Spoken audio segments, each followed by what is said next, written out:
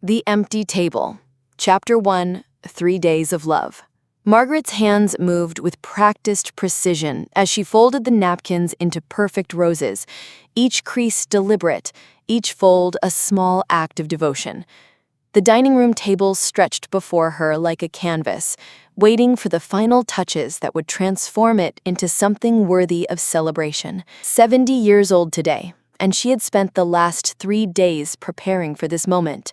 The china plates, her grandmother's wedding set that she'd saved for special occasions, caught the afternoon light streaming through the lace curtains. She had hand-washed each piece, polishing away years of careful storage, bringing them back to their original gleam.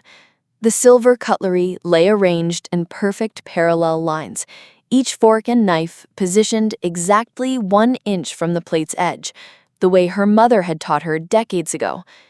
"It has to be perfect," she whispered to herself, adjusting a water glass that was already perfectly placed. "Everything has to be just right." The kitchen hummed with the warmth of preparation. 3 days she had spent cooking, not reheating store-bought items or ordering catering, but cooking from scratch the way families used to do. Her hands bore the evidence: a small burn from the oven rack when she'd pulled out the roast, flour still embedded under her fingernails from the bread she had kneaded at dawn, the lingering scent of garlic and herbs that had become part of her skin.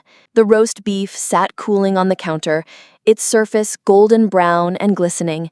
She had risen at 5 that morning to begin the slow cooking process, basting it every 30 minutes with wine and her secret blend of herbs. Beside it, the Yorkshire pudding waited in the warm oven, puffed and golden. Roasted vegetables, carrots, parsnips, and potatoes filled ceramic dishes, their edges caramelized to perfection. The birthday cake stood as the centerpiece of her efforts. 3 layers of vanilla sponge filled with fresh strawberries and cream, covered in buttercream so smooth it looked like silk. She had piped delicate rosettes around the border, each one a tiny work of art. 70 candles waited in the drawer, ready to crown her achievement. But it was more than food. It was more than a perfectly set table. Margaret paused in her preparations, her hand resting on the back of her late husband's chair. For 45 years, Henry had sat there, carving the Sunday roast, telling stories that made the children laugh, holding court over family dinners that lasted hours. The chair had remained empty for 3 years now, but today it would be surrounded by life again. She had called everyone 2 weeks ago. Her son David first, of course, her voice bright with anticipation. "I'm planning something special for my birthday this year, a proper family gathering. Will you come?" "Of course, Mom," though she'd heard the distraction in her voice, the sound of emails pinging in the background. "Wouldn't miss it." Then Sarah, her daughter, living 2 hours away with her own family. "Oh, Mom, that sounds lovely. Yes, we'll be there. The kids are excited to see Grandma." Her younger son, Michael, who lived closest but visited least. "Sure thing, Mom, just like old times." And the grandchildren, 8 of them now, ranging from 5 to 25. She had bought special gifts for each one, wrapped in paper that coordinated with the table settings. The youngest ones would sit on booster seats she'd borrowed from neighbors. The older ones would help serve, the way she had taught them during summer visits when they were small. 16 people, her entire family, gathered around one table for the first time since Henry's funeral. Margaret walked through the house, checking and rechecking every detail. Fresh flowers filled vases in every room, peonies and roses from the garden Henry had planted, their perfume mixing with the scent of lemon polish and vanilla candles. She had cleaned the house from top to bottom, not just the usual dusting, but the kind of deep cleaning that reached into corners and crevices that hadn't seen attention in months.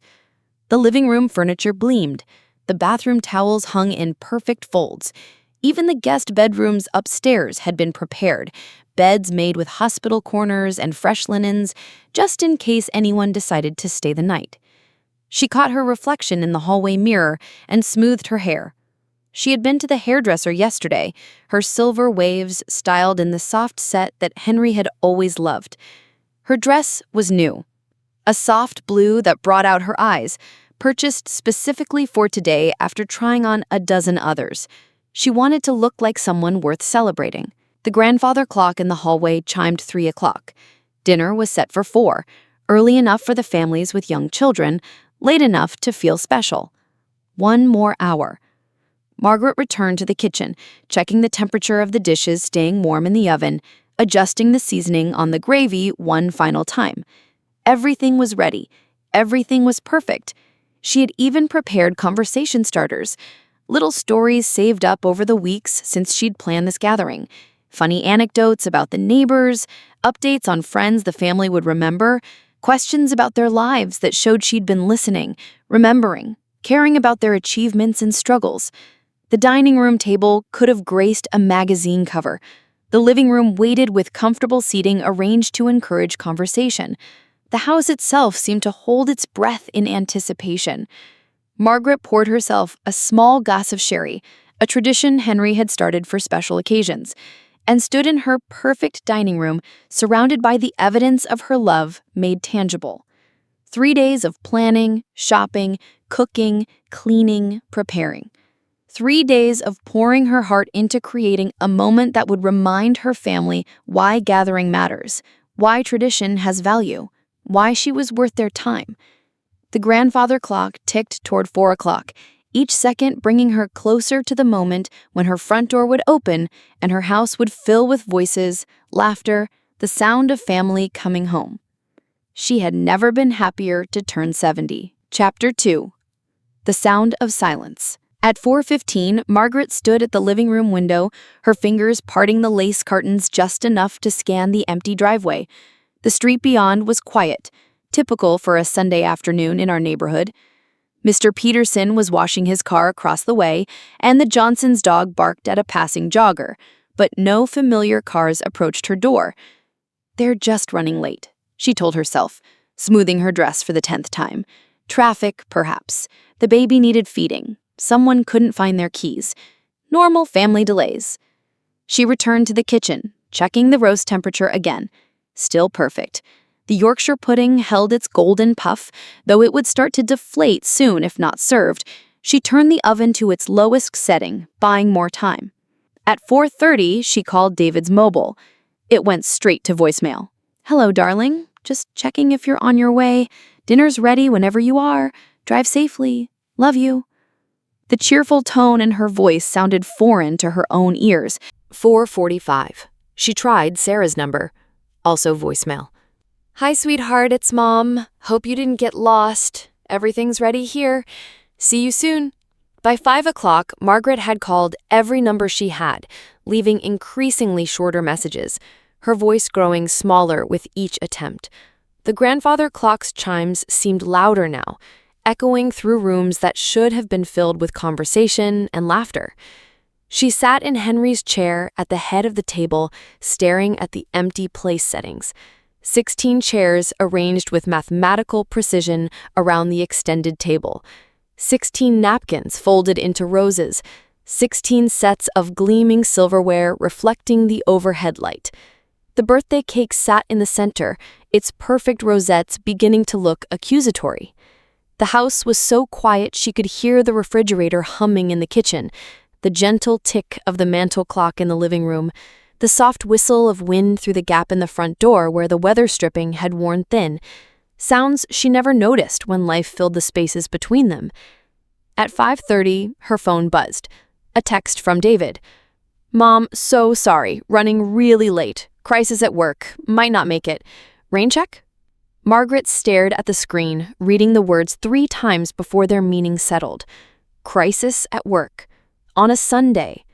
On her birthday. After 2 weeks of planning, after 3 days of preparation, after 45 years of putting family dinners ahead of every other priority in her life.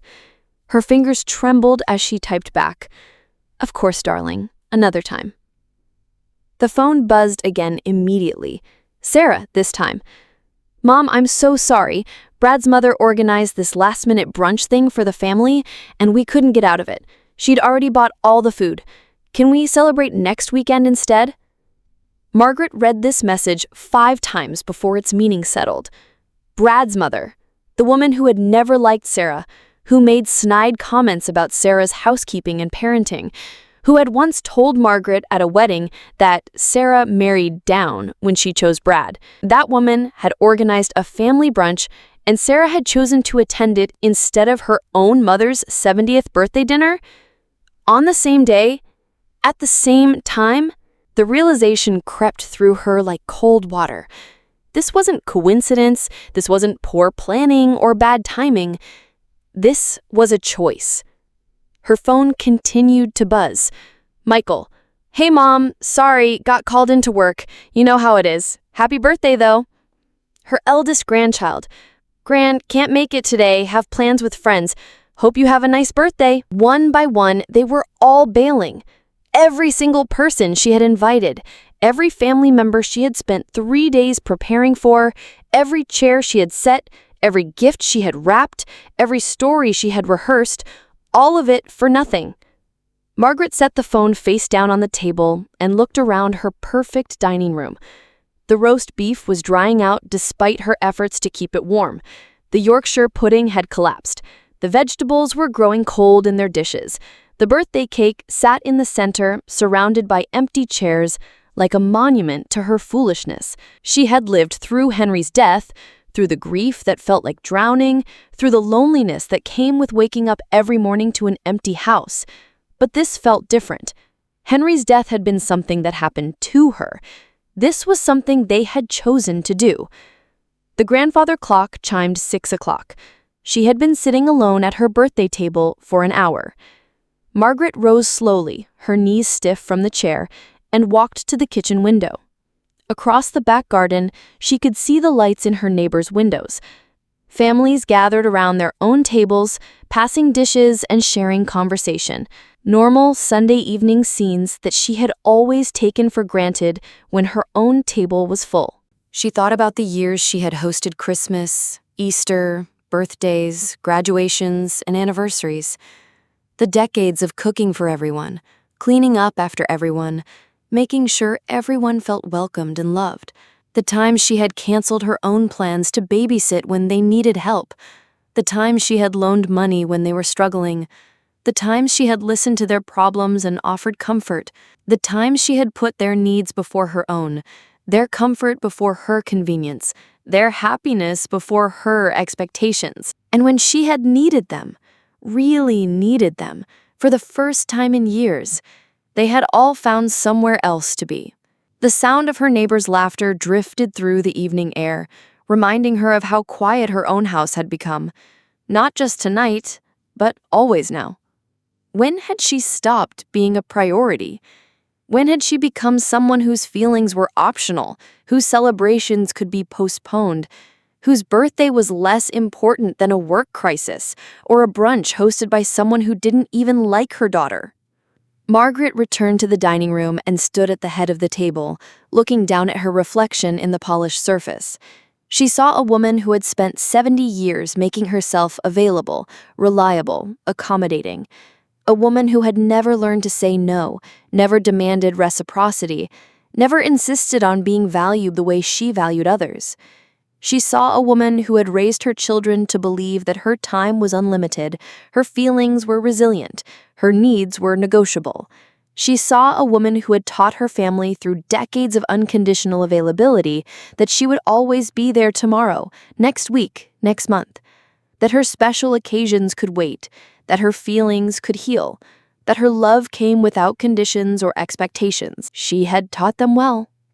Margaret reached for her phone and scrolled through her contacts, past David and Sarah and Michael, past the grandchildren who had outgrown their need for her attention, past the relatives who called only when they needed something. She scrolled until she found what she was looking for: Emma, her neighbor from 2 houses down. A woman roughly her age, whose husband had also died, who understood what it meant to spend birthdays alone. The phone rang twice before Emma answered. Hello? Emma, it's Margaret. I hope I'm not bothering you.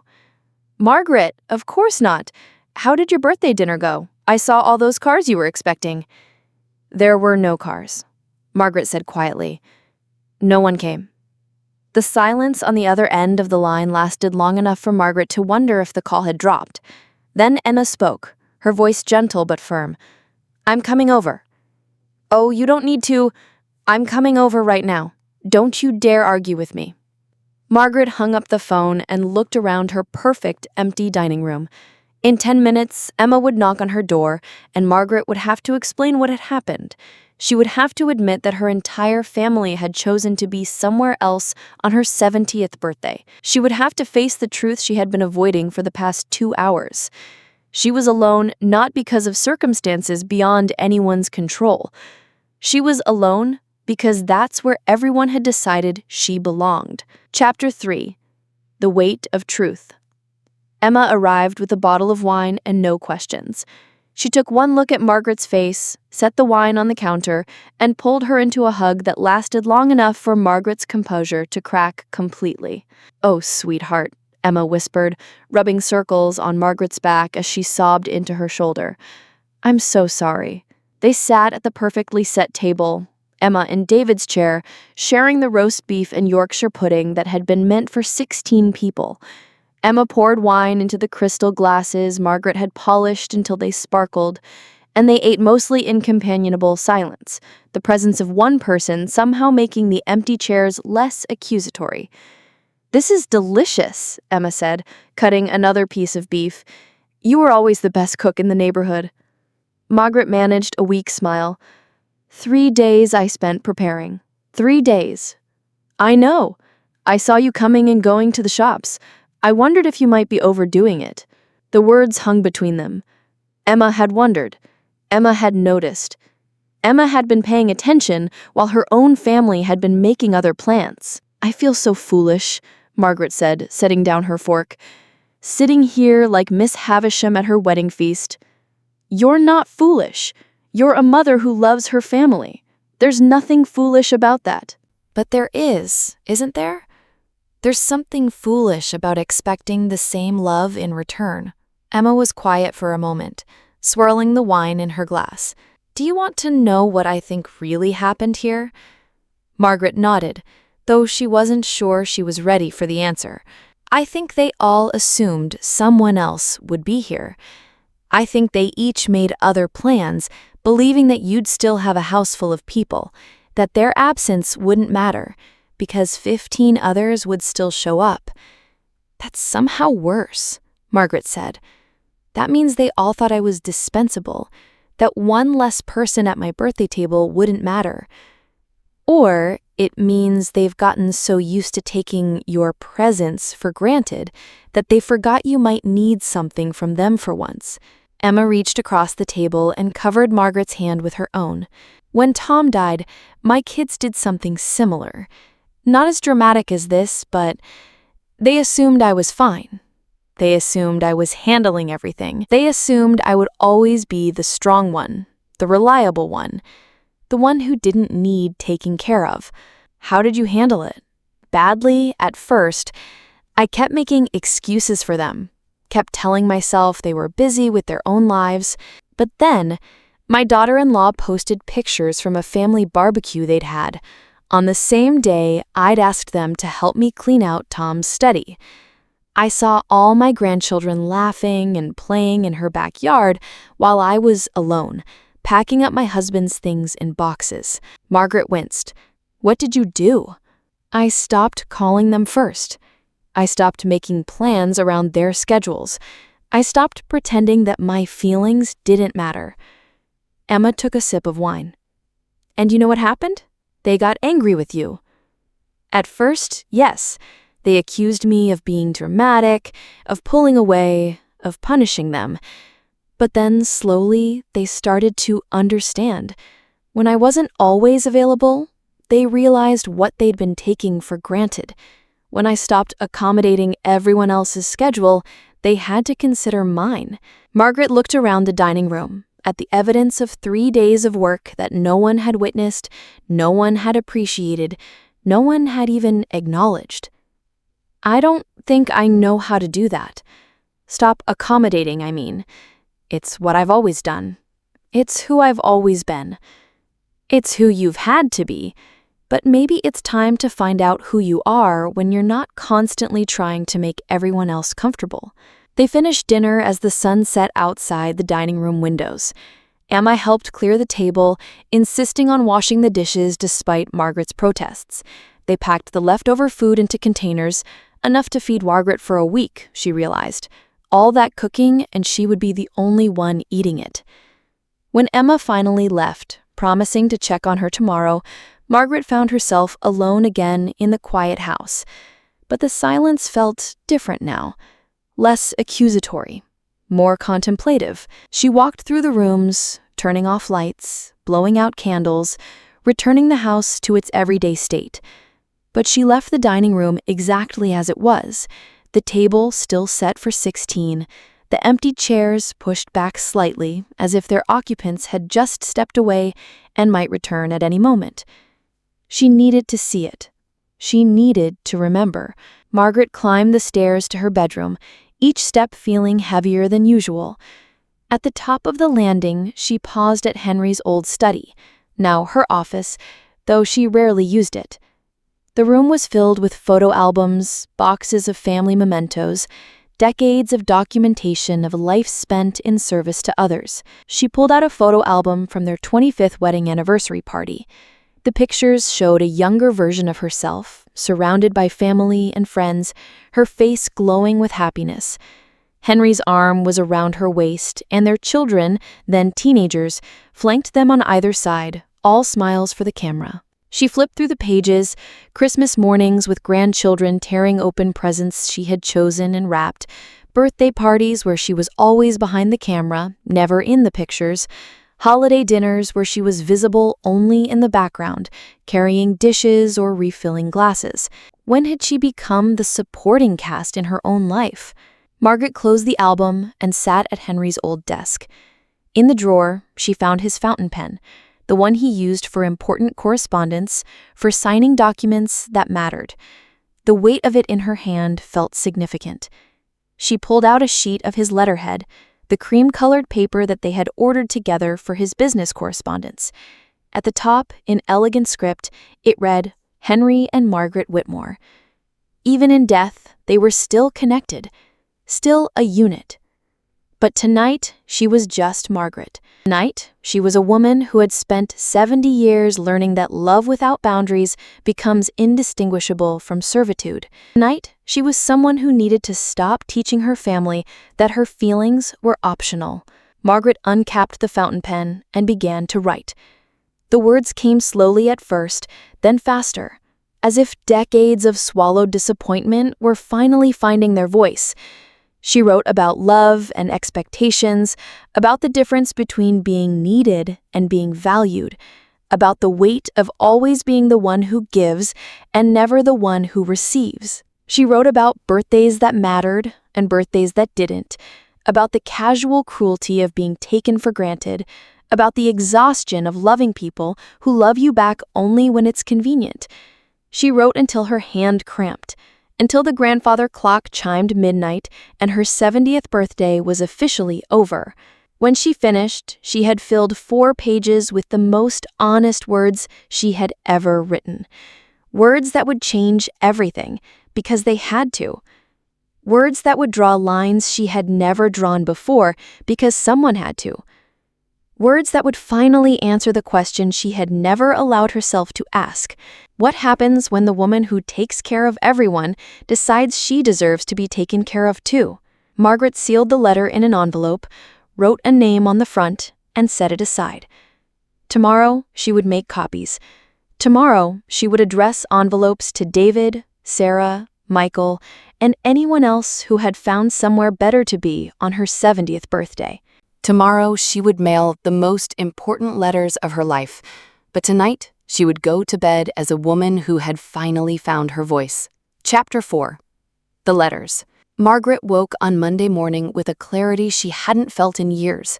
The empty dining room table greeted her like a reminder. The 16 place settings still arranged in perfect order, waiting for guests who would never come. But instead of sadness, she felt something else: determination. She made coffee in Henry's favorite mug, something she had avoided doing since his death, as if using it might diminish his memory. Today, it felt like claiming space that was rightfully hers. She sat at the kitchen table and read yesterday's letter again, surprised by the strength in her own words. The letter was honest in a way that made her stomach flutter with nerves, but it was also true in a way that felt liberating. She had spent 70 years softening her disappointments, minimizing her needs, making it easy for others to overlook her feelings. This letter did none of those things. Margaret walked to the local print shop, making 8 copies of the 4-page letter. The young woman behind the counter smiled politely as she processed the order, unaware that she was handling the most important document Margaret had ever written. Back at home, Margaret sat at Henry's desk with the fountain pen and 8 cream-colored envelopes. She wrote each name carefully: David, Sarah, Michael, and each of her grandchildren old enough to understand. She included the spouses too: Brad, Jennifer, Laura. They were part of this family, part of the choice that had been made yesterday. The letters were identical, but she personalized each one slightly, adding specific details that showed she remembered their individual lives, their particular circumstances. She wasn't angry, she realized. She was done. Done making excuses for behavior that wouldn't be acceptable from strangers, much less from people she loved. Done pretending that her feelings were negotiable while theirs were sacred. Done teaching them that she was infinitely available and endlessly forgiving. She sealed each envelope with the kind of finality that comes from making a decision that can't be unmade. Tomorrow, these letters would arrive in mailboxes across the city, and conversations would begin that should have happened years ago. But Margaret wouldn't be here for those conversations. She picked up her phone and dialed a number she had looked up that morning. Bonjour, Château de Montmaison Hotel. Comment puis-je vous aider? Margaret had studied French in college, though she hadn't used it in decades. The words felt rusty in her mouth, but they came back to her like muscle memory. Bonjour. I'd like to make a reservation, please, for one person, for 3 weeks, starting this Thursday. The hotel was in Provence, in a village she had dreamed of visiting since her honeymoon. She and Henry had planned to go for their 50th anniversary, but he had died 2 years before they could make the trip. She had kept the guidebooks, the travel articles, the list of restaurants and galleries she had wanted to see. She had been saving the trip for someday, as if someday would arrive with an engraved invitation. Today, Margaret decided that someday was Thursday. The booking took 20 minutes, her credit card details processed with efficient French politeness. A confirmation email arrived immediately, followed by information about airport transfers, local attractions, and restaurant recommendations. Margaret printed everything, assembling a folder that felt like evidence of a life about to change. She spent the rest of Monday afternoon making practical arrangements. She contacted her bank to notify them of international travel, arranged for her neighbor, Ms. Patterson, to collect mail and water the plants, and made a list of everything she needed to buy for the trip. On Tuesday, she went shopping with the kind of focus she usually reserved for holiday meal planning. New clothes, since her wardrobe consisted mainly of comfortable pieces suitable for hosting family dinners that no one attended.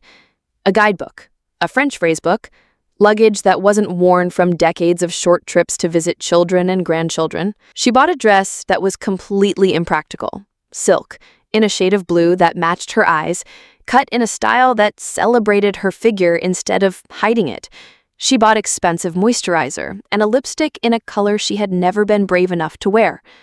She bought comfortable walking shoes and a sun hat and sunglasses that made her feel mysterious. At the bookstore, she lingered in the travel section, choosing guides to museums and galleries, to wine regions and coastal towns. She bought a leather journal with thick, cream-colored pages, imagining herself writing in Provençal cafes, recording thoughts that were hers alone. Wednesday morning, she posted the letters. Standing at the post box, holding 8 envelopes that contained the end of her old life and the beginning of something new, Margaret felt a moment of vertigo. She could still change her mind. She could tear up the letters, cancel the trip, and return to the comfortable predictability of being taken for granted. Instead, she dropped the envelopes into the slot and heard them land with the finality that made her heart race. That evening, her phone began to ring. David first, his voice tight with concern. "Mom, I got your letter today. Can we talk about this?" "There's nothing to discuss, darling. I've said everything I needed to say." But you can't just disappear. You can't just punish us like this. The word punish hung between them, as if taking care of herself was somehow an act of aggression against them. I'm not punishing anyone, David. I'm just not available anymore. There's a difference. Where are you going? The letter was vague about details. France. For 3 weeks, maybe longer. France? Mom, you've never traveled alone. What if something happens? Margaret almost smiled. What if something happens, David? I'm 70 years old. I've been married, widowed, raised 3 children, buried my parents, survived cancer, and lived through a pandemic. I think I can manage a trip to France. But why now? Why like this? Because Sunday was my 70th birthday, and I spent it alone at a table set for 16 people. Because you all chose to be somewhere else. Because I finally realized that if I don't value myself, no one else will either. The conversation continued for 20 minutes, David alternating between apologies and arguments, trying to find a way to make this situation manageable, containable, returnable to the status quo. Margaret listened with the patience of someone who had already made up her mind. Sarah called an hour later, crying. Mom, I'm so sorry. I didn't know you were planning something so special. I thought it was just a casual dinner. A casual dinner for your mother's 70th birthday? Brad's mother had been planning this brunch for weeks. She bought so much food. You couldn't just disappoint her, but disappointing me was acceptable. It wasn't like that. Sarah, what was my birthday like when you were a child? The question seemed to catch her daughter off guard. What do you mean? My birthday. When you were growing up, how did we celebrate it? A long pause. I don't really remember. We always did something, I think. Every year. I made my own cake, cooked my own dinner, cleaned up afterward. And I never complained, because that's what mothers do. But somewhere along the way, you all stopped seeing those efforts as special. You started seeing them as expected. Mom, I'm going to France, Sarah. When I come back, things are going to be different. I'm not angry with any of you.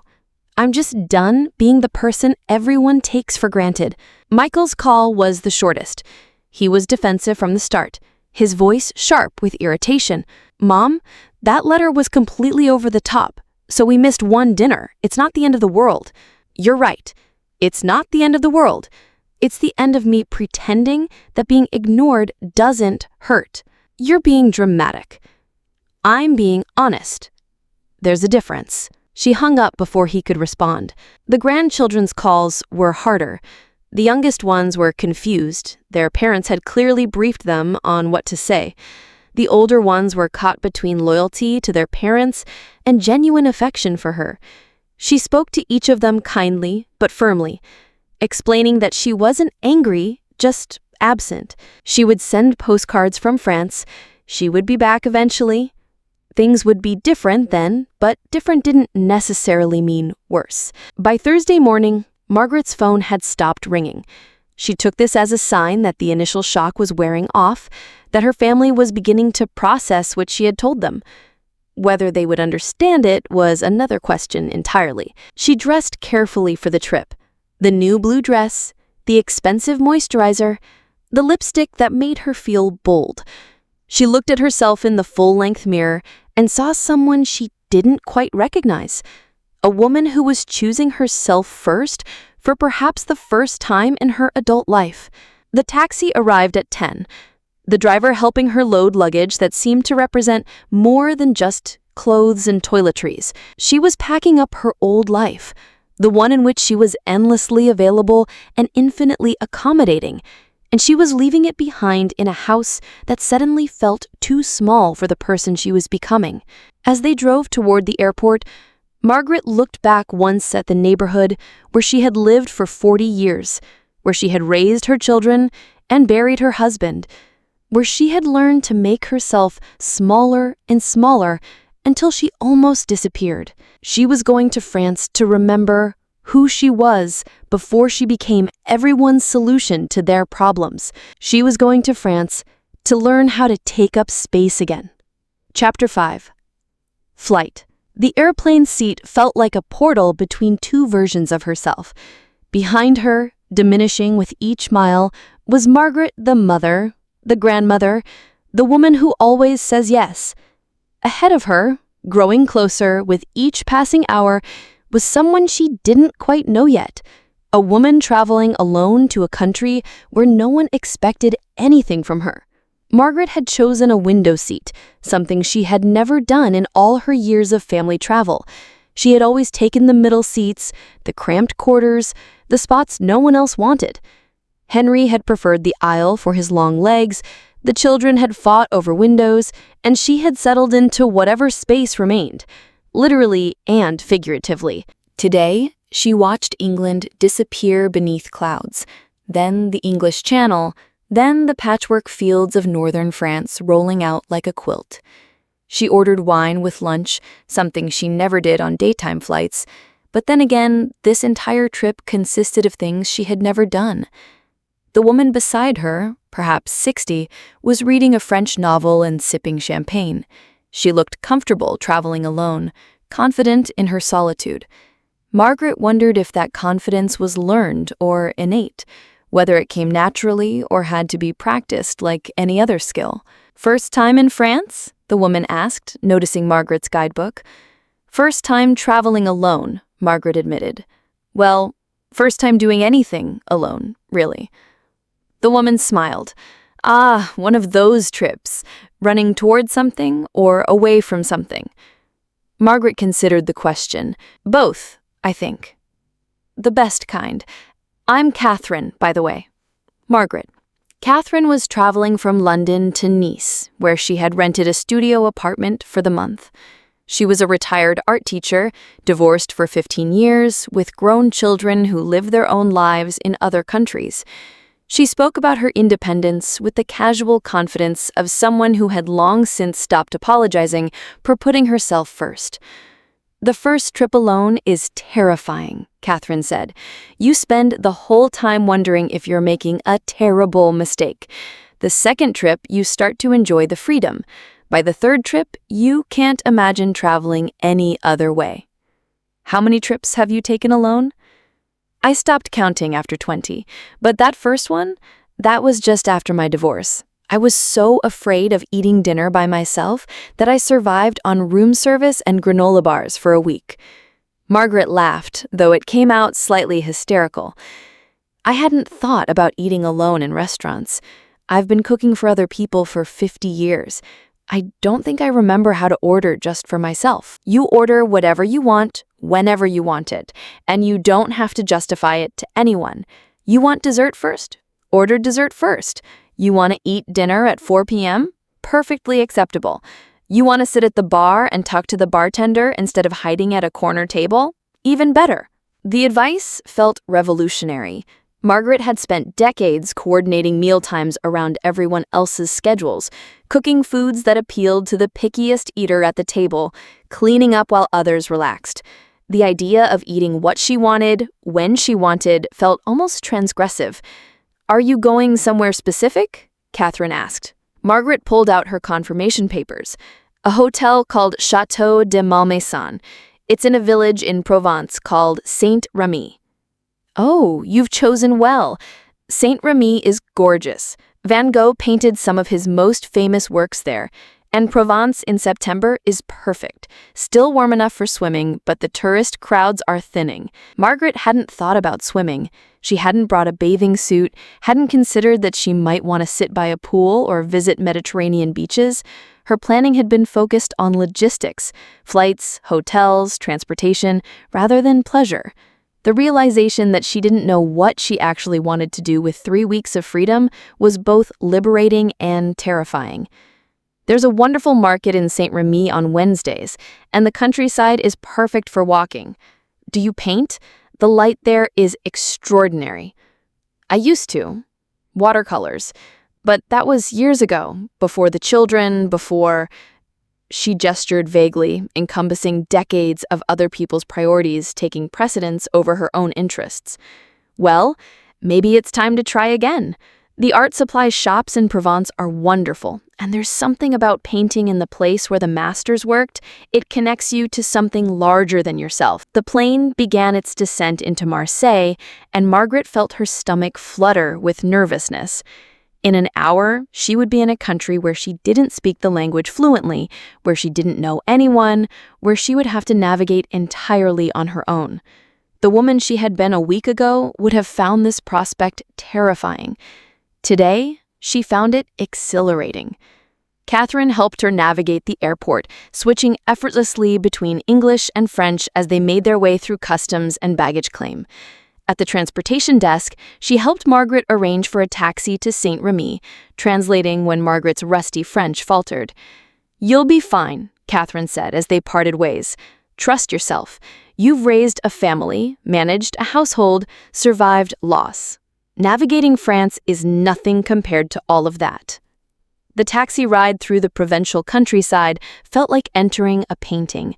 September sunlight filtered through plane trees, casting dappled shadows on narrow roads that wound between vineyards and olive groves. The driver, a weathered man in his 60s named Claude, spoke limited English, but his enthusiasm for his homeland required no translation. Saint-Remy.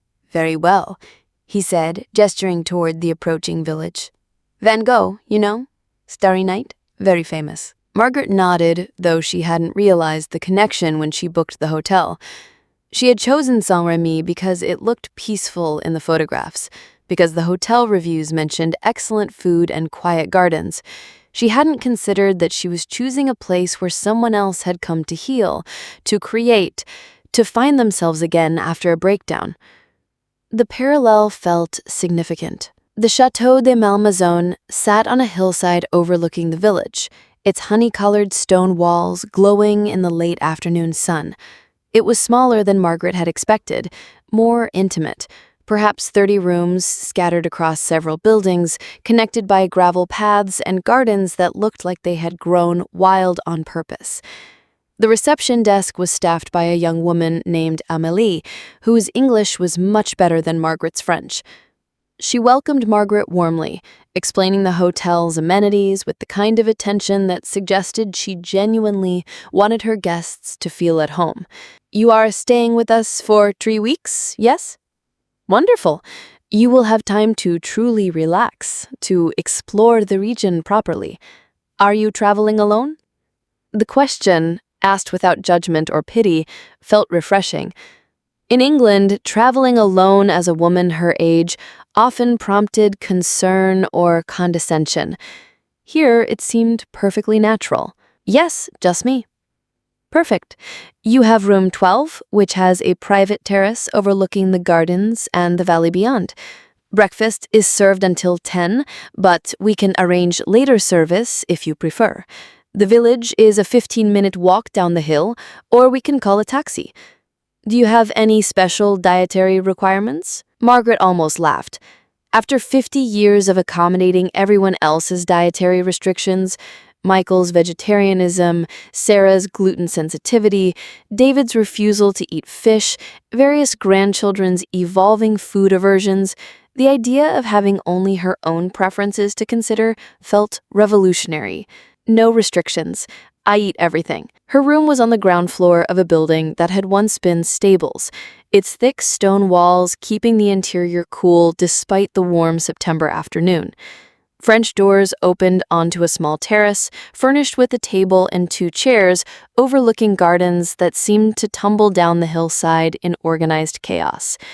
Lavender, rosemary, and herbs she couldn't identify filled the air with fragrance that was somehow both energizing and soothing.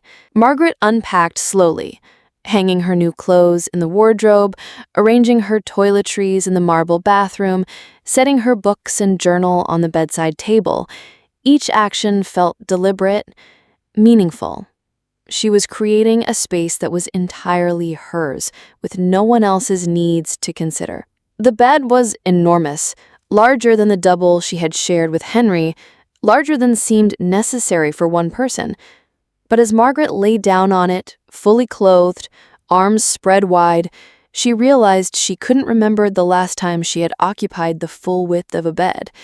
Even after Henry died, she had continued sleeping on her side, as if his ghost still needed space. Today, she stretched across the entire mattress like a starfish, claiming territory that was rightfully hers. Her phone buzzed with a text from Sarah. "Mom, please call us. We're worried about you." Margaret looked at the message for a long moment, then turned the phone face down on the bedside table. She had left detailed contact information with her neighbors and her doctor. She had arranged for her bills to be paid automatically. She had left no loose ends that required her immediate attention. For the first time in decades, she was not needed anywhere, by anyone, for anything. The realization was simultaneously liberating and terrifying.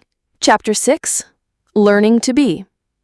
Margaret's first morning in Saint-Remy began before dawn, not from anxiety, but from a deep, restful sleep that ended naturally without alarms or obligations. She lay in the enormous bed, listening to sounds she didn't recognize: church bells in the distance, unfamiliar birdsong, the soft rustle of wind through olive trees. No one needed breakfast.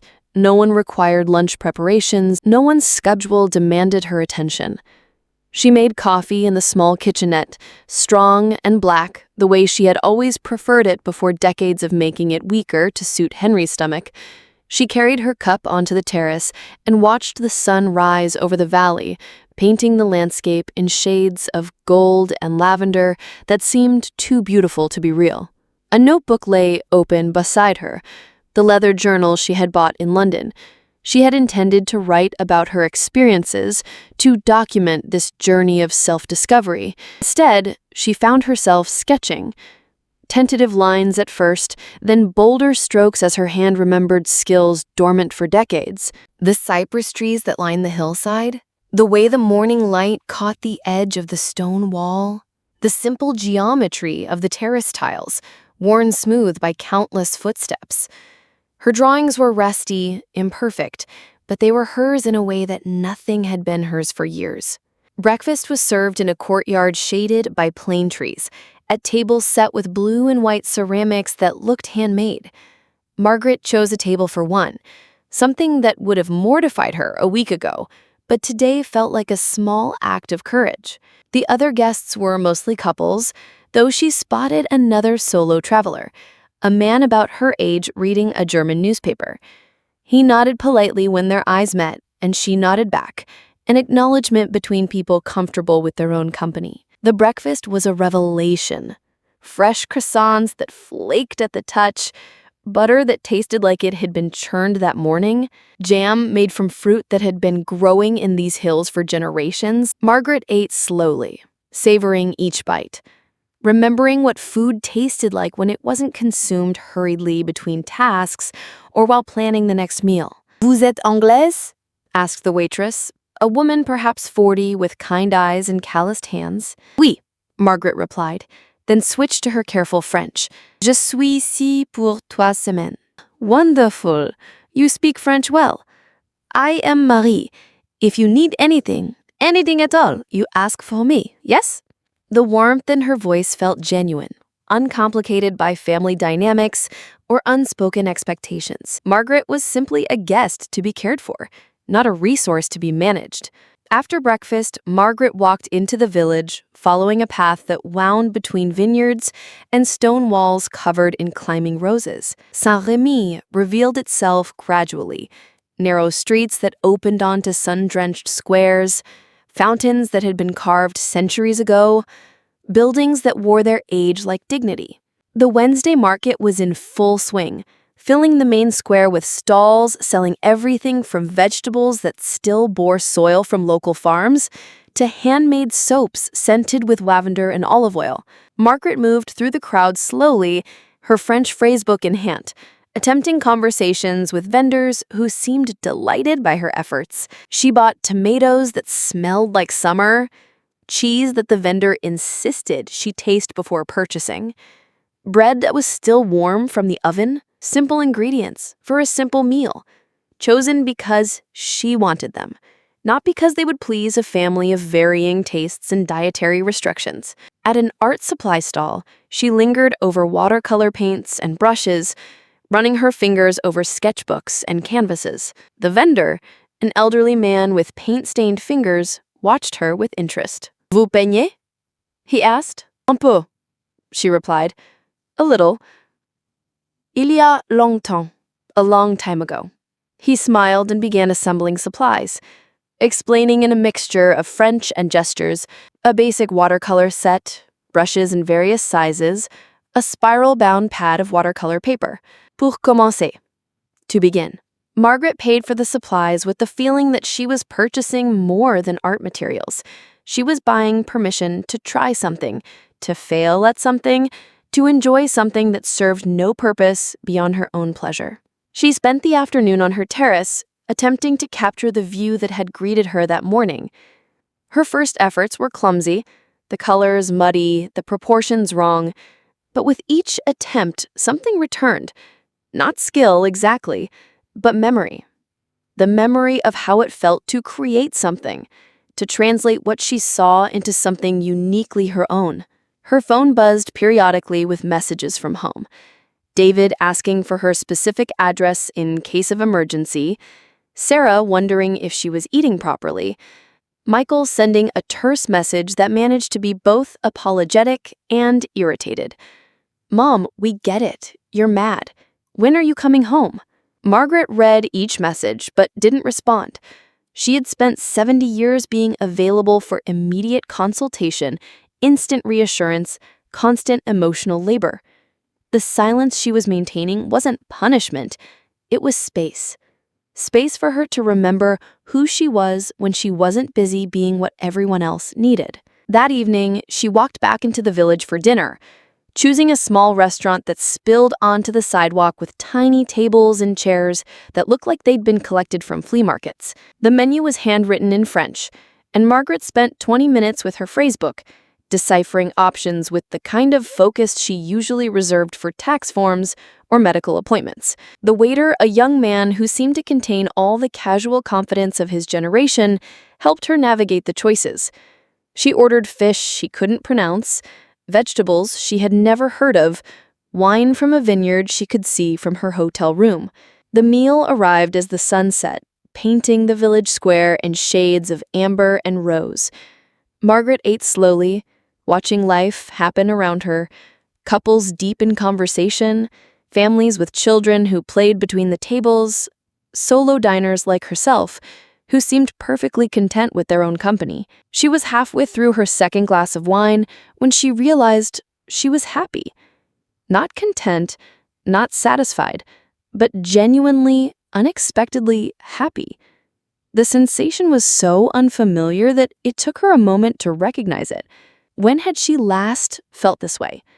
When had she last sat somewhere beautiful, eating food she had chosen, with no obligations pressing and no one's needs to consider before her own? The answer came to her gradually, not since before she was married, not since she was a young woman who thought the world was full of possibilities instead of responsibilities. Margaret finished her wine and walked slowly back to the hotel, the village lights twinkling behind her like a scene from a fairy tale.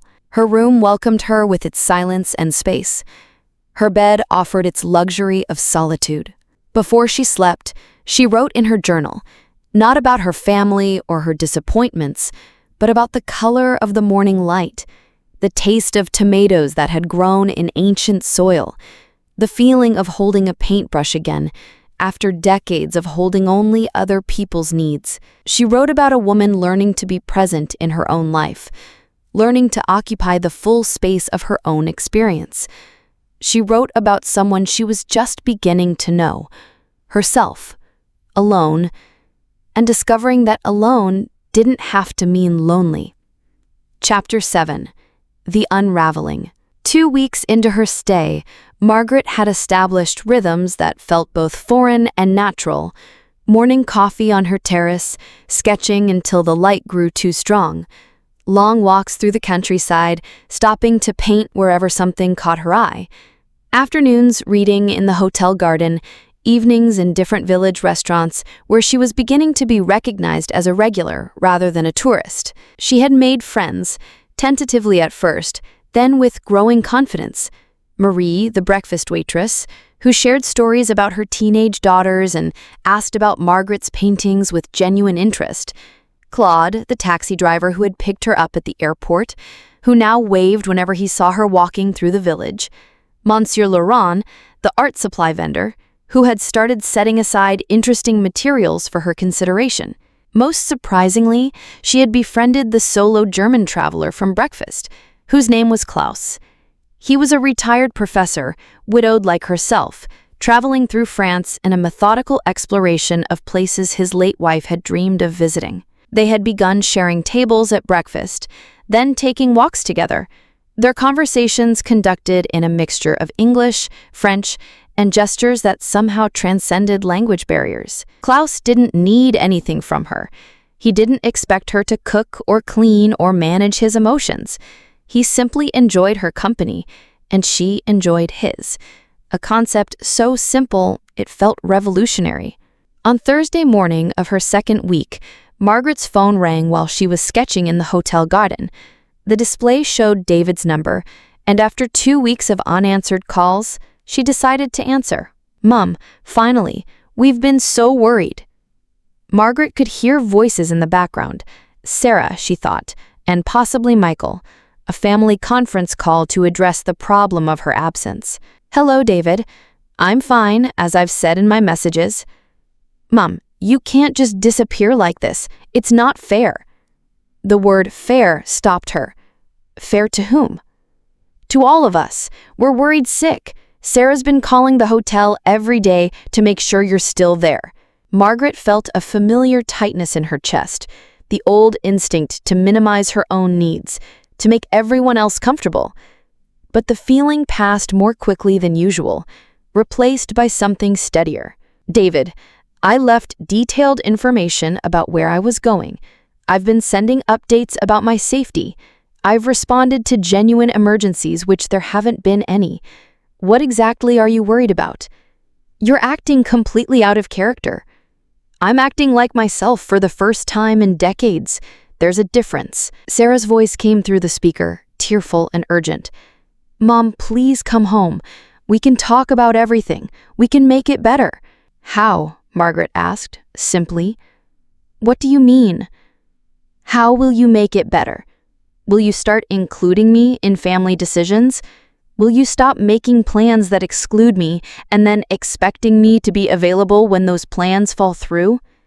Will you start treating my time as valuable as your own?" Silence on the other end of the line. "Because that's what would need to change," Margaret continued. "Not grand gestures or apologies, but the fundamental assumption that my life exists to accommodate yours." Michael's voice, sharp with frustration. "Mom, that's not fair. We all have our own families, our own responsibilities. And I had my own birthday.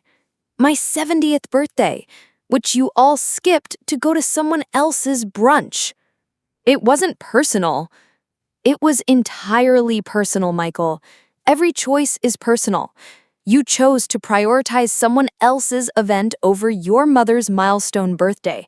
That was a personal choice, and it told me exactly where I stand in your priorities." She could hear them conferring in the background, urgent whispers about how to handle her unexpected assertiveness. "Mom," David's voice again, careful and measured, "we understand you're hurt, but running away to France isn't the answer.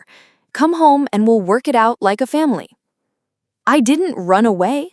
I chose to take a vacation in a place where people value my presence instead of taking it for granted."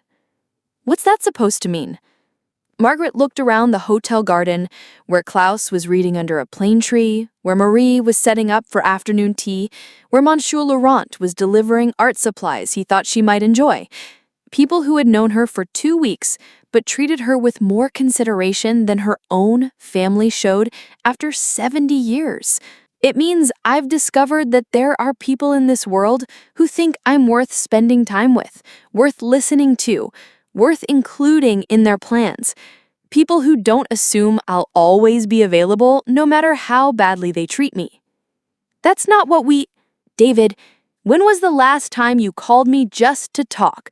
Not because you needed babysitting or a loan or advice about a problem, but just because you wanted to hear my voice. Another silence. When was the last time any of you asked about my interests, my dreams, my concerns that weren't related to your own lives? Sarah's voice, smaller now. Mom, we care about you. You care about what I can do for you. There's a difference. Margaret could feel decades of swallowed frustration rising in her throat, but her voice remained steady. The distance, both geographical and emotional, seemed to be giving her a clarity she had never possessed in the midst of family dynamics. I love all of you. I will always love you, but I'm done being the person who gives everything and expects nothing in return. I'm done teaching you that my feelings are optional while yours are sacred. So, what does that mean? You're never coming back? I'm coming back when I'm ready. And when I do, things will be different. I won't be available for every crisis. I won't be free babysitting. I won't cook Christmas dinner for people who can't be bothered to show up for my birthday. I'll be your mother, but I won't be your servant. The call continued for another 20 minutes, her children alternating between guilt, anger, and bewilderment. They wanted the old Margaret back, the one who absorbed their disappointments, who made excuses for their behavior, who asked for nothing and gave everything. That Margaret was gone. Not dead, but transformed into someone who understood that love without boundaries isn't love at all. It's exploitation, dressed in familial obligation. When she finally hung up, Margaret felt simultaneously drained and energized. Speaking her truth had been exhausting, but liberating in a way that surprised her. Klaus approached from his spot under the tree, concern evident on his weathered face. "Everything all right?" he asked in his careful English. "Family," Margaret said, then laughed at the inadequacy of the word to explain the complexity of what she was navigating. Klaus nodded knowingly. "Family is, how do you say, complicated? Very complicated. In Germany, we have saying, Familie ist wie Fudge, meist süß, aber mit ein paar Nüssen. Family is like fudge, mostly sweet, but with a few nuts." Margaret laughed, the first genuine laughter she had felt all day. "That's perfect. Though I think my family might be more nuts than sweet at the moment. They will understand, eventually. Or they will not. But you will be fine either way."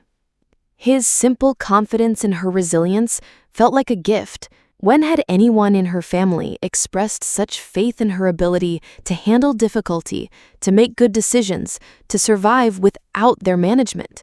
That evening, Margaret walked into the village and chose a restaurant she had never tried, one of the more expensive ones, where single diners were welcomed with the same warmth as couples celebrating anniversaries.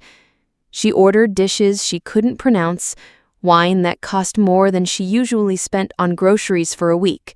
She ate slowly, savoring each bite, watching the sun set over the hills where Van Gogh had painted his masterpieces. She thought about the artist who had come here broken and left having created some of the most beautiful works of art the world had ever known. Maybe healing looked different for everyone. Maybe some people found it in love, others in forgiveness, still others in simply learning to value themselves as much as they valued everyone else. Margaret raised her wine glass to the empty chair across from her, a toast to the woman she was becoming, to the boundaries she was learning to draw, to the life she was finally brave enough to claim as her own. Tomorrow she would call the hotel and extend her stay for another week. She was not ready to go home to the old dynamics, the old assumptions, the old version of herself who had forgotten that she deserved better. She was still learning how to take up space in her own life, and that education was nowhere near complete. Chapter 8. Coming Home. Margaret returned to England on a Thursday in October, After 5 weeks in Provence that stretched like a lifetime of learning, compressed into autumn afternoons, the flight home felt different from her journey out. Not a portal between two versions of herself, but a return journey for someone who had integrated the lessons of solitude into something steadier and more permanent. Klaus had driven her to the airport in Marseille, their goodbye awkward in the way of people who had shared something meaningful but temporary.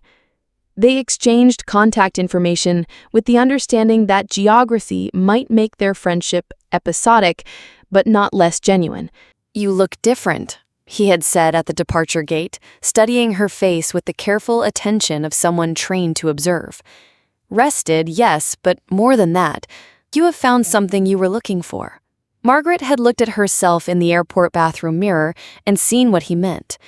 The woman looking back at her stood differently, held her shoulders with a confidence that hadn't been there 5 weeks ago. She had cut her hair shorter in Saint-Remy, styled by a French hairdresser who spoke no English but understood exactly what Margaret needed, something that looked like choice rather than resignation, like intentional elegance rather than invisible maintenance. Her skin had been touched by a Mediterranean sun, but more than that, her face had been touched by weeks of making decisions purely for her own pleasure, of eating meals she had chosen, of spending hours doing things that served no one's needs but her own. She looked like a woman who had remembered she was allowed to take up space in the world. The taxi from Heathrow pulled up to her house just after 3 in the afternoon. The garden looked smaller than she remembered, slightly overgrown despite Mrs. Patterson's dutiful watering. The front door seemed narrower, as if the house itself had contracted in her absence. Inside, everything was exactly as she left it, except for the silence. The particular silence of a house that had been empty for weeks, that had grown accustomed to being uninhabited. Even the grandfather clock seemed to tick more quietly, as if it had learned to whisper in her absence. Margaret walked through the room slowly, reacquainting herself with spaces that felt simultaneously familiar and foreign. The living room where she had hosted countless family gatherings, the kitchen where she had prepared thousands of meals for people who took them for granted, the dining room where her birthday table still sat, plates and glasses gleaming with the persistence of hope delayed. She had left the table set as a reminder, but returning to it now felt less like confronting a painful memory and more like visiting the shrine of a former self. The woman who had set that table was not gone, but she had evolved into someone who would never again organize her life around the assumption that love meant endless availability. Margaret began the careful process of putting the table away, washing dishes that had never been used, folding napkins that had waited 5 weeks to fulfill their purpose, returning chairs to their everyday positions around a table sized for normal life rather than grand gestures that went unacknowledged. As she worked, her phone rang. David, of course, who had somehow intuited her return despite her not announcing her arrival plans. "Mom, are you home?" "I am." "We should talk. Can I come over?" "Not today, David. I need time to settle back in." A pause that felt loaded with his frustration. In the past, she would have immediately capitulated, would have invited him over regardless of her own needs. The old Margaret would have put the kettle on and prepared to make everyone comfortable with her choices before she had even finished unpacking. When I'm ready, I'll call you." She hung up before he could argue, before the familiar dynamic of his urgency overriding her boundaries could reassert itself. The evening was hers alone. She unpacked slowly, hanging clothes that smelled of lavender and foreign adventures in a wardrobe that seemed too small for the person who had worn them. She made dinner for one. Pasta with ingredients bought in a French market, wine from a vineyard she had visited, bread from a baker who knew her name. She ate at the kitchen table, not in the dining room with its memories of celebration and abandonment, but in the informal space where she had taken countless meals in between serving others. Tonight, it felt intentional, rather than rushed, peaceful rather than preparatory. Her phone buzzed throughout the evening. Sarah, wondering if she was home and safe. Michael, sending a message that managed to be both welcoming and defensive. Various grandchildren, their messages carefully worded in ways that suggested parental coaching. Margaret read each message but responded to none. She was not punishing them, not playing games or withholding communication as a form of manipulation. She was simply allowing herself time to be home before she had to explain herself to people who had never asked for explanations before making decisions that affected her. That night, she slept in the center of her bed, arms spread wide the way she had learned to do in France. The house creaked around her with familiar sounds, but she no longer felt haunted by Henry's absence or diminished by her children's neglect. She felt present in her own life in a way that was still new, but growing stronger. On Friday morning, Margaret woke naturally and made coffee the way she had learned to prefer it in San Remy, stronger than before, served in a cup that felt substantial in her hands. She carried it into the garden and surveyed the work that needed to be done, the autumn cleaning that had always been her responsibility. But today, instead of feeling overwhelmed by obligation, she felt curious about choice. What did she want to do with this garden, this house, this life that was entirely her own to arrange? The doorbell rang at 10:30. Through the window, she could see Sarah standing on the front step, holding a bouquet of flowers that looked expensive and apologetic. Margaret took her time answering, not from cruelty, but from the new understanding that her urgency was not required to validate other people's need for immediate resolution. "Mum," Sarah said when the door finally opened, her voice carefully modulated to sound both concerned and contrite. "I brought flowers. Can we talk?" Margaret looked at her daughter, really looked at her perhaps for the first time in years. Sarah was 45, but looked older, worn down by the demands of her own family, her own complications. She had always been the most emotionally volatile of Margaret's children, the one most likely to create drama and then expect others to manage the aftermath. "Come in," Margaret said, stepping aside but not embracing her.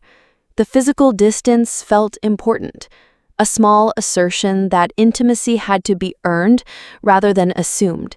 They sat in the living room, Sarah perched on the edge of the sofa, as if ready to flee or advance depending on how the conversation progressed. "I'm sorry," Sarah said, the words tumbling out in a rehearsed rush. "We're all sorry. We handled your birthday terribly and we hurt you, and we want to make it right." Margaret waited for more, but Sarah seemed to think that apology was sufficient, that acknowledgement of wrongdoing was equivalent to changed behavior. "What does making it right look like?" "Well, we thought we could have a belated birthday dinner, all of us this time, make it really special." The offer hung between them, and Margaret felt the familiar tug of old patterns, the instinct to accept gestures that cost her family nothing while requiring her to pretend that good intentions were equivalent to actual change. "Sarah," Margaret said gently, "who would cook this dinner?" "Well, I thought, you're so much better at hosting than any of us. So I would plan the makeup celebration for my own birthday that you all missed the first time. I would shop for it, cook it, serve it, and clean up afterward while you all congratulated yourselves on being thoughtful enough to show up." Sarah's face flushed. "That's not... We could help. You could help with the event I organized to make you feel better about disappointing me." The words were not cruel, but they were clear in a way Margaret had never allowed herself to be. She was not raising her voice or expressing anger, but she was also not softening the reality of what was being offered. "What do you want then?" Sarah asked, frustration creeping into her carefully modulated tone. "I want you to understand that apologies are not actions. I want you to realize that showing up to an event I organized to celebrate the birthday you all missed is not actually making amends. I want you to think about what it means to value someone's time, someone's feelings, someone's importance in your life."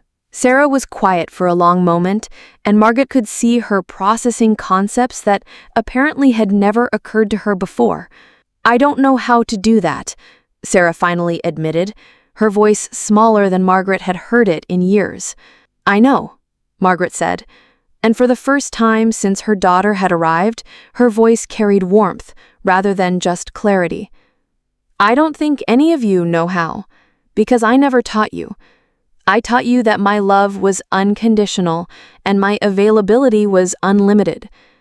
I taught you that disappointing me had no consequences, that hurting my feelings required no real repair. We love you, Mum. I know you do, but love without respect is just sentiment. Love without consideration is just habit. Love without reciprocity is just exploitation, even when it's not intentional." Margaret stood and walked to the window, looking out at the garden where she would soon need to plant bulbs for spring flowers, make decisions about what would grow and what would be cleared away. She went to France to remember who I am when I'm not busy being what everyone else needs. And I discovered that I'm someone worth knowing, someone worth including, someone's feelings matter as much as anyone else's. Sarah was crying now. Not the manipulative tears Margaret had learned to recognize and manage over the years, but genuine distress at confronting the reality of how she had treated her mother. "I don't want to lose you," Sarah whispered. "You're not losing me, but you are losing the version of me who pretends that being taken for granted doesn't hurt. You're losing the mother who says yes to everything and expects nothing in return. You're losing the woman who makes everyone else comfortable at the expense of her own dignity." Margaret turned back to her daughter, seeing her clearly, not as the child who needed protection from consequences, but as an adult woman who needed to learn that relationships required effort from both sides. "I'm still your mother. I will always love you. But I'm also a person with my own needs, my own limits, my own right to be treated with consideration. If you want a relationship with me, it has to be built on mutual respect, not just on my endless accommodation." They talked for another hour, Sarah asking questions that revealed how little she had ever considered her mother's inner life, Margaret answering with patience but without the old eagerness to make everything comfortable and resolved. When Sarah left, she took the expensive, apologetic flowers with her, apparently understanding that symbolic gestures were not sufficient to repair relationships that needed fundamental restructuring. Margaret spent the rest of the day in her garden, pulling weeds and planting bulbs, making decisions about what would stay and what would go. The physical work felt metaphorical, a continuation of the clearing away she had begun in France. Her phone rang periodically throughout the weekend, David wanting to schedule a conversation, Michael sending increasingly frustrated messages about her new attitude, grandchildren checking in with the careful politeness of people who had been coached on what not to say. Margaret responded to each contact with kindness, but without urgency. She was no longer the emergency response system for her family's emotional needs. She was a person with her own schedule, her own priorities, her own right to be unavailable when availability didn't suit her. On Monday morning, she called David back. "I can meet you for coffee on Thursday afternoon," she said when he answered. 2:00 at the cafe in the village. "We can talk then." "Thursday? Mom, I was hoping we could talk sooner." "Thursday works for me. If it doesn't work for you, we can try the following week." The calm assertion of her own timeline felt revolutionary. For 70 years, she had arranged her schedule around everyone else's urgency. Today, her availability was contingent on her convenience, not just on their endless accommodation. "All right," David said finally. "Thursday at 2. Margaret hung up and looked around her kitchen, where she was preparing lunch for one, at a time that suited her preferences, with ingredients she had chosen purely for her own pleasure. She was home, but she was not the same person who had left. She was a woman who had learned to value herself as much as she valued everyone else, who had discovered that love could exist without servitude, that being a good mother didn't require being a perpetual martyr. She was a woman who had finally learned the difference between being needed and being valued, between being loved and being respected, between being family and being taken for granted. She was home, but home would never be the same because she would never again allow it to be a place where her needs were invisible, her feelings were optional, and her life existed solely to facilitate everyone else's comfort. Margaret was home, and for the first time in decades, that felt like a choice rather than a surrender. Epilogue. The new tradition. 1 year later, Margaret stood in her kitchen on the morning of her 71st birthday, making coffee in the French press Klaus had sent her for Christmas. The morning light streamed through windows that she had learned to open wide, letting in air and possibilities that the old Margaret would have kept carefully controlled. The dining room table was set for 4. Not 16, with its desperate hope and inevitable disappointment, not 1, with its protective solitude. 4, the exact number of people who had earned the right to celebrate with her through a year of learning how to be in relationship with someone who no longer confused love with servitude. Sarah would arrive at 2, alone. Her children were spending the day with their father, a deliberate choice that showed she understood this was about adult relationships requiring adult attention. Over the past year, Sarah had begun calling just to talk, asking about Margaret's watercolor classes and her weekly French lessons, sharing stories about her own life that didn't require Margaret to solve anything. It had been awkward at first, both of them learning how to have conversations that weren't centered on crisis management or emotional caretaking. But slowly, tentatively, they had discovered they actually enjoyed each other's company when the relationship wasn't built entirely on Margaret's willingness to absorb Sarah's anxiety. David would come at 3, bringing his wife Jennifer, another deliberate choice. The old Margaret would have excluded spouses to keep things just family, but the new Margaret understood that healthy boundaries included acknowledging that her children's partners were part of their decision-making process. Jennifer had actually been instrumental in helping David understand how his assumptions about his mother's availability had been both unrealistic and unfair. Michael was not coming. This had been the hardest boundary to maintain, but also the most necessary. Michael had responded to Margaret's transformation with anger and resentment that had only intensified over the months. He seemed to interpret her self-respect as personal attack, her boundaries as punishment specifically designed to hurt him. "You've become selfish," he had told her during their last conversation 6 months ago. "This isn't the mother who raised me." "You're right. The mother who raised you taught you that women exist to accommodate everyone else's needs. I'm trying to teach you something different now, but you have to want to learn it." He hung up on her. Margaret had grieved this loss, not just Michael's absence from her birthday, but the realization that some relationships could not survive the transition from servitude to mutuality. Some people were only capable of loving others in the context of their own convenience, their own comfort, their own unquestioned priority. It hurt, but it no longer surprised her. One of the most difficult lessons of her year of learning had been accepting that not everyone would celebrate her growth, because her growth required them to change too.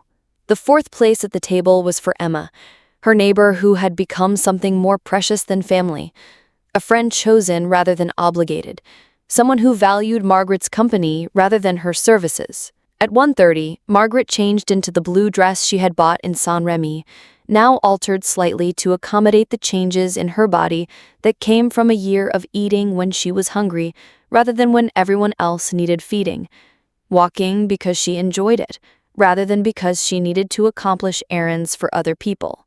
She looked at herself in the mirror and saw someone she was still getting to know, a woman who took up space deliberately, who spoke her mind clearly, who expected to be treated with the same consideration she offered others. Sarah arrived precisely at 2, carrying a gift wrapped in paper that looked handmade and a card that Margaret could tell had been chosen carefully rather than grabbed in a rushed trip to the pharmacy. "Happy birthday, Mom," Sarah said, and embraced her with the kind of attention that showed she was fully present rather than mentally managing her next obligation. They sat in the living room and talked, really talked, about Sarah's work, about Margaret's art classes, about a book they had both read and disagreed about. The conversation had the ease that comes when neither person is performing a role, when both are simply being themselves in relationship to each other. David and Jennifer arrived with flowers from their garden and a bottle of wine that Jennifer had chosen because she remembered Margaret mentioning she had enjoyed similar wines in France. The gesture was small but significant, evidence that someone had been listening to Margaret's experiences rather than just waiting for her to resume her former function. Emma appeared at 4 with a homemade cake and Klaus in tow. He was visiting England for a month, staying in London but taking the train out to see Margaret twice a week. Their friendship had deepened through letters and phone calls, and his presence at her birthday felt natural rather than complicated. The 5 of them sat around Margaret's table and shared a meal that Margaret had cooked because she wanted to, not because it was expected. The conversation flowed between English and French, between stories of the past year and plans for the future, between the comfortable silences of people who didn't need to fill every moment with noise. There were no grand gestures, no expensive gifts meant to compensate for a year of neglect, no performative displays of affection designed to assuage guilt. There was simply presence. People who had chosen to be there, who had arranged their schedules around Margaret's preference rather than their own convenience, who understood that showing up was a privilege rather than an obligation. At 6, Sarah helped clear the table without being asked. David loaded the dishwasher while Jennifer put away leftovers. Emma and Klaus sat with Margaret in the living room, looking at photographs from her recent trip to Scotland. Another solo adventure, but this time taken from choice rather than necessity. "You look happy," Klaus observed, studying a picture of Margaret painting by a Highland loch. "I am happy," she replied, and realized the words were true in a way they hadn't been for decades. Not constantly, not without complexity or occasional loneliness, but fundamentally, sustainably happy. The evening ended gradually, naturally, without the rushed departures that used to characterize family gatherings when everyone was eager to return to their real lives. Sarah lingered to help with the final cleanup. David loaded the dishwasher while Jennifer put away leftovers. Emma and Klaus sat with Margaret in the living room, looking at photographs from her recent trip to Scotland. Another solo adventure, but this time taken from choice rather than necessity. "You look happy," Klaus observed, studying a picture of Margaret painting by a Highland loch. "I am happy," she replied, and realized the words were true in a way they hadn't been for decades. Not constantly, not without complexity or occasional loneliness, but fundamentally, sustainably happy. Her phone buzzed with a text from Michael. "Happy birthday, Mom. Hope you had a good day." It was the first communication she had received from him in months, and Margaret stared at it for a long time. The old Margaret would have immediately called him, would have used this minimal gesture as an opening to rebuild a relationship on its old terms, would have accepted this crumb of acknowledgement as sufficient. The new Margaret typed back, "Thank you. I did have a good day. Nothing more."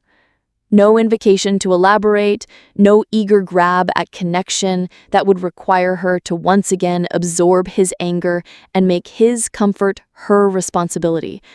Just acknowledgement. Warm, but not desperate. He didn't respond, and Margaret was surprised to find that this didn't hurt the way it once would have. She had learned the difference between missing someone and missing the version of herself who had enabled their worst behaviors in the name of unconditional love. That night, Margaret sat at her kitchen table with her journal and wrote about the day, not analyzing or processing, but simply recording. A birthday celebrated by people who had chosen to be there, conversations that nourished rather than depleted her, a meal shared with people who understood that presence was a gift rather than an expectation. She wrote about the year behind her, the painting classes where she had rediscovered skills dormant for decades, the French lessons that connected her to a part of herself that existed beyond motherhood and widowhood, the solo trips that had taught her the difference between solitude and loneliness. She wrote about relationships that had deepened when they were built on mutual respect rather than one-sided accommodation, and relationships that had ended when they couldn't survive the transition from servitude to equality. She wrote about the discovery that loving herself as much as she loved others didn't make her selfish, it made her whole. Margaret closed the journal and looked around her kitchen, where she had prepared thousands of meals for people who had taken them for granted, where she had absorbed countless emotional crises while her own feelings went unacknowledged, where she had slowly disappeared into the role of perpetual caretaker. At night, it looked like the kitchen of a woman who cooked because she chose to, who opened her home to people who valued the invitation, who had learned that the most radical act a woman could perform was to believe she deserved the same consideration she offered everyone else. Outside, the village was settling into evening quiet. Inside, Margaret was settling into a life that finally felt like it belonged to her, not in isolation from others, but in relationship with people who understood that love without respect was just sentiment, that family without boundaries was just obligation, that being needed was meaningless if it came at the cost of being valued. She was 71 years old, and she was finally learning how to be herself in a world that had spent decades teaching her that her needs were negotiable, her feelings were optional, and her life was valuable only in service to others. She was 71 years old, and she was just beginning to understand what it meant to be fully alive in her own existence. Margaret turned off the kitchen lights and climbed the stairs to her bedroom, where she would sleep in the center of her bed with the contentment of someone who had discovered that the most important relationship she could cultivate was the one with herself. Tomorrow would bring new choices, new opportunities to practice the boundaries she was still learning to draw, new chances to love others without losing herself in the process. But tonight she would rest in the satisfaction of a birthday well celebrated, a life well lived, and a future that finally belonged entirely to her. The empty table of her 70th birthday had taught her she deserved better. The carefully chosen guests at her 71st had proven that better was possible, and that, Margaret thought as she drifted to sleep, made all the difficult conversations, all the lost relationships, all the uncomfortable growth absolutely worth it. She had learned to set a table for people who would show up. She had learned to value herself as much as she valued everyone else. She had learned that it was never too late to become the person she had always been meant to be. The transformation was complete, but the adventure was just beginning.